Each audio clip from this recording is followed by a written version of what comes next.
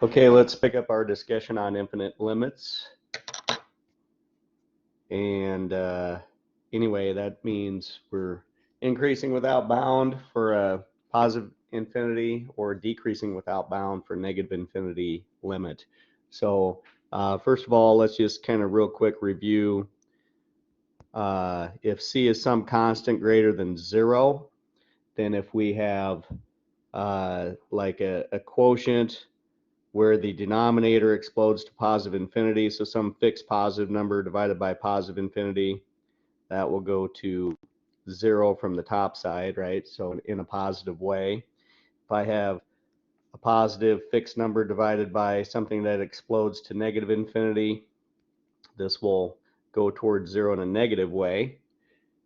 And if we have k is some constant that's less than 0, k is a negative fixed number, then k divided by positive infinity also goes to 0, but it's going to go there in a negative way. And of course, k divided by negative infinity is going to go to 0 in a positive way because negative divided by negative is positive. Okay. We also have a couple other things. So let's stick with c being positive, k being negative. Let's see. I got to erase the screen. All right. And then if we have, of course, if we have something that explodes to positive infinity divided by a fixed positive constant, that will go to positive infinity. If I have negative infinity divided by a fixed positive number, that'll still approach negative infinity. Similarly with k, if k is a fixed negative number, positive infinity divided by a fixed negative number will actually approach negative infinity, and negative infinity divided by a fixed negative number, negative divided by negative is positive, that will approach positive infinity. So those are hopefully pretty obvious for you on that. We also have, we can have, limit of the sum is the sum of the limit, etc. But if we have, c plus infinity, that's going to approach infinity. So if you add a fixed positive number to positive infinity, if I have c minus infinity, some fixed number, positive number minus infinity, that's going to explode without bound to negative infinity. So those should be obvious as well. Let's do that with k. If I've got k, some fixed negative number plus infinity, remember that infinity goes without bounds, so that'll go to plus infinity. If I have k minus infinity, that'll go to minus infinity. So the minus infinity would dictate that as well. We could also say that, if I've got c times positive infinity, so a fixed positive number times something that approaches infinity, that approaches positive infinity. If I've got some fixed positive number times something that approaches negative infinity, that'll approach negative infinity. So we could do that with k as well. K times positive infinity, k is a negative number, so that'll approach negative infinity. And k times negative infinity is going to approach positive infinity because k is negative and negative times negative is positive. So we have some of these things here. We do have some indeterminate forms, so we need to be a little bit careful with indeterminate forms.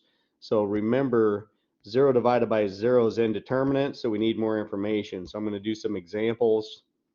Indeterminate.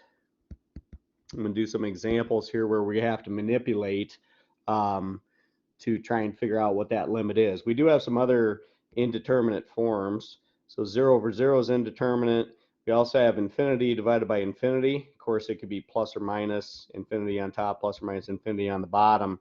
But the question is, which one approaches infinity faster? Do they approach at the same pace? So we got to be a little bit careful on that.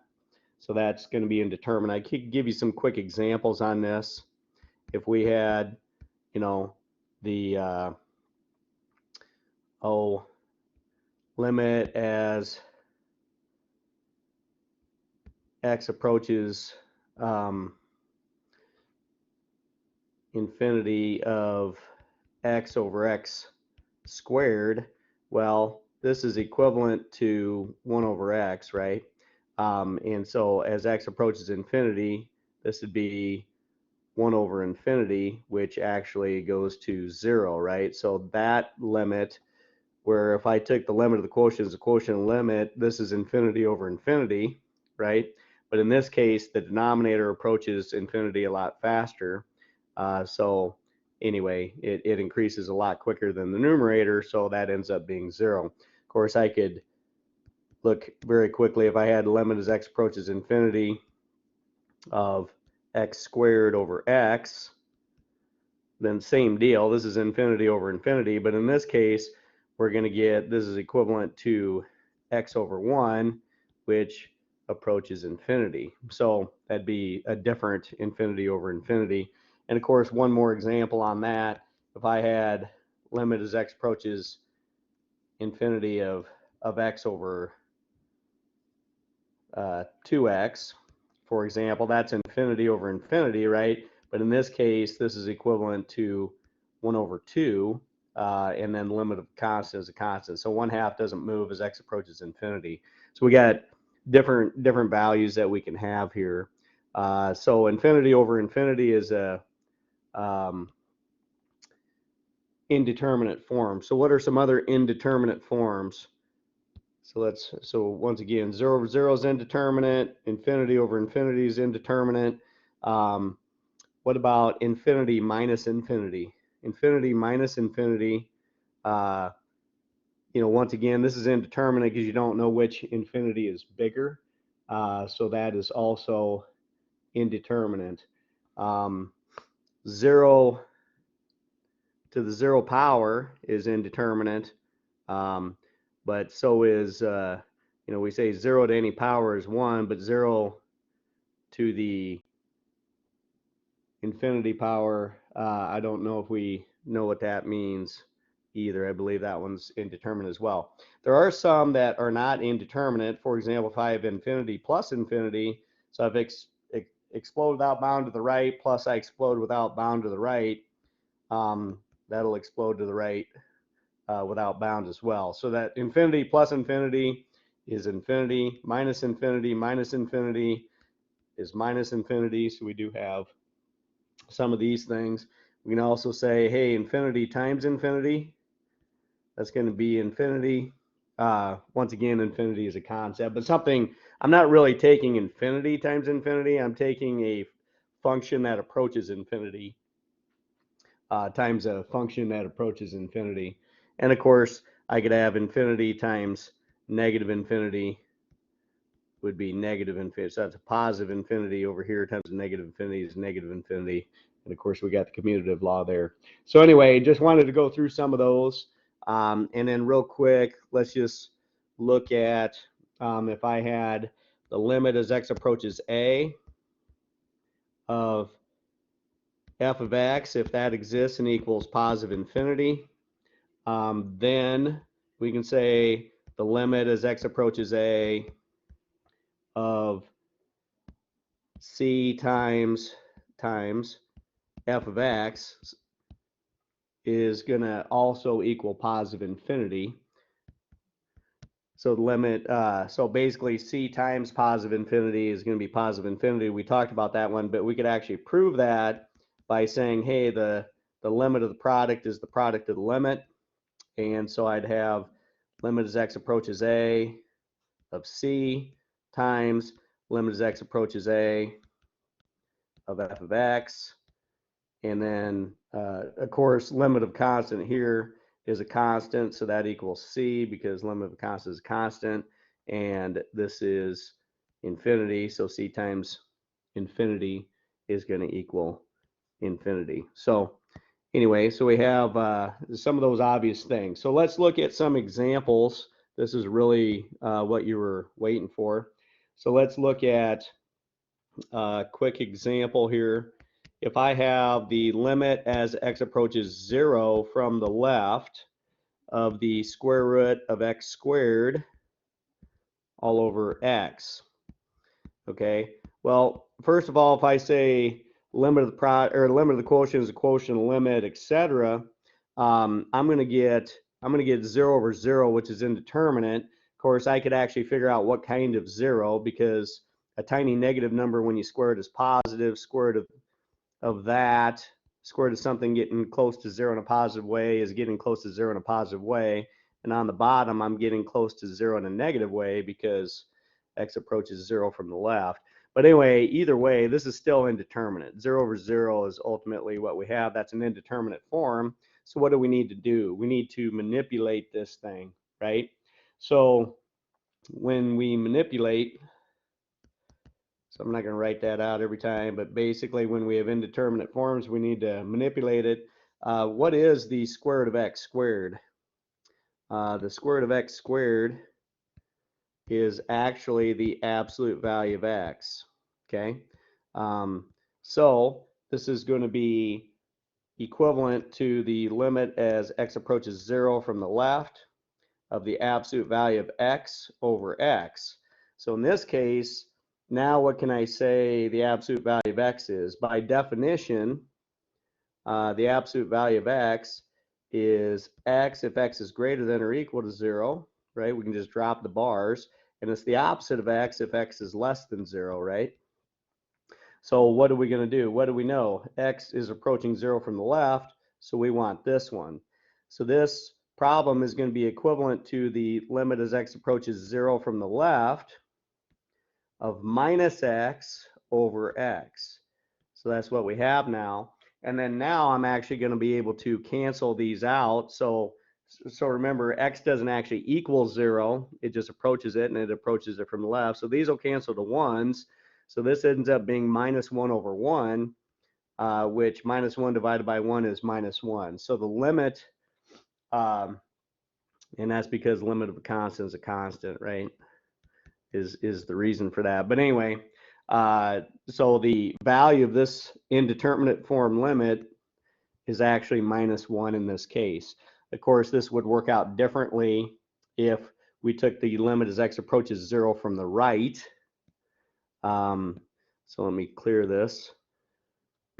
So if I took the limit as x approaches 0 from the right, so for a different example of the square root of x squared over x, once again, that's 0 over 0, 0 in a positive way over 0 in a positive way. It doesn't matter, still 0 over 0.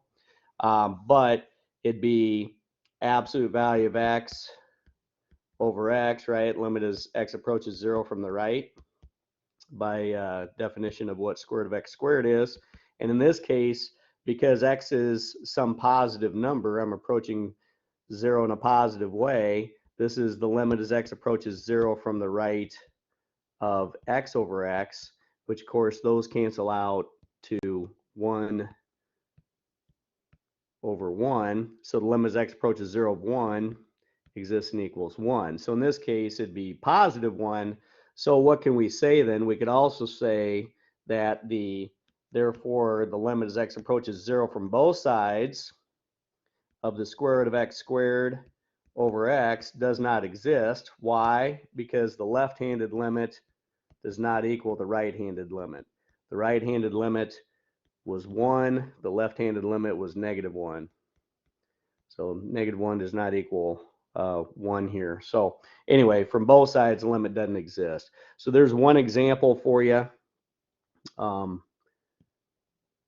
And let's look at, we'll look at a couple odds. What I'd really like you to do is I'd like you to try these odds on your own. So maybe pause the video, see if you can get it on your own. But let's look at number 17. Okay, so once again, the limit, what is this? Limit as x approaches 0 from the left of the square root of 3 plus x squared all over x. Now remember, I want you specifying out the limit theorems when you use them. So one question I had yesterday, hey, are we having to use n delta on these to figure out the limits? No, not unless it says use the formal definition.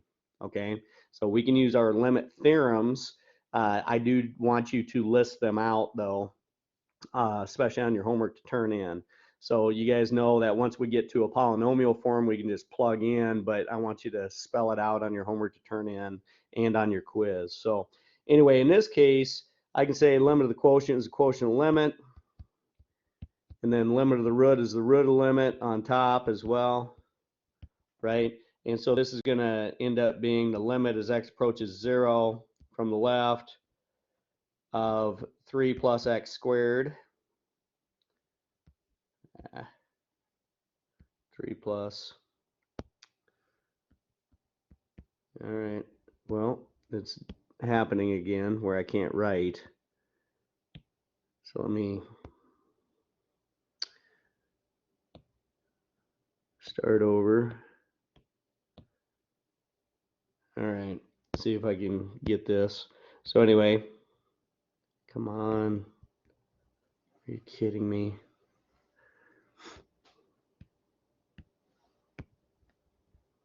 Well, not sure what happens on that, where it goes. So let me go out of the board and then back into the board. Man, I cannot stand this thing. So I'm going to get out of this and try and go back in. So anyway, I'll do part 2 on this, I guess, and see if I can get it. All right, see you in a bit.